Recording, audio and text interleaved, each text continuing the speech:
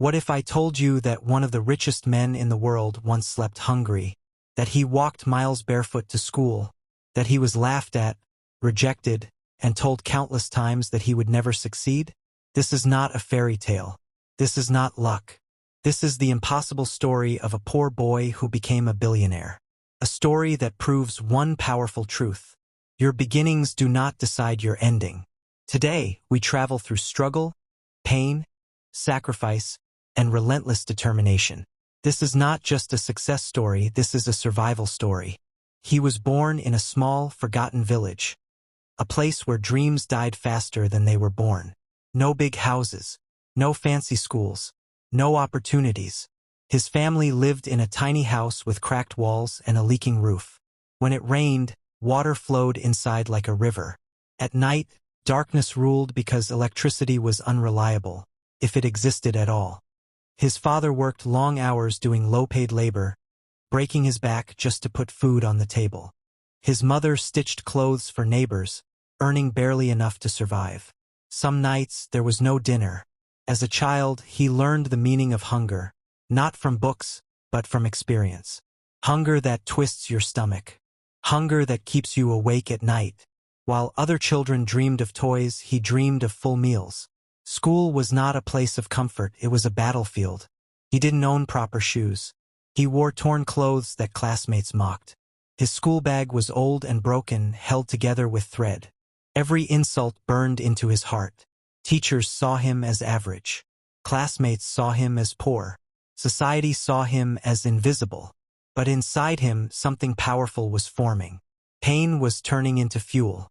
When others went home to study, he worked, selling newspapers, cleaning shops, carrying loads. He studied under streetlights, reading borrowed books late into the night. He made a silent promise to himself. After finishing school, reality hit harder than ever. No money for college, no connections, no guidance. He applied for countless jobs and was rejected again and again. Not qualified enough. No experience. Come back later. Later never came. Each rejection crushed his confidence, but he refused to quit. When he finally got a job, the salary was barely enough to survive. Long hours. No respect. No future. Yet he learned something priceless: how the system works. He observed how businesses operated, how money flowed, how decisions were made. While others complained, he learned. One night, after another exhausting day, he asked himself a dangerous question. What if I try? With little savings and a massive risk, he started his first small business.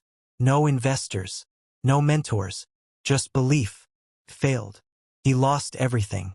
Friends laughed. Family worried. Society judged. But something strange happened. He wasn't broken. Failure didn't scare him anymore. It taught him lessons no classroom ever could. He tried again and again. Each failure sharpened him. One idea changed everything. He noticed a problem that everyone ignored, a gap in the market. While others followed trends, he solved problems. This time, he moved differently. He worked day and night.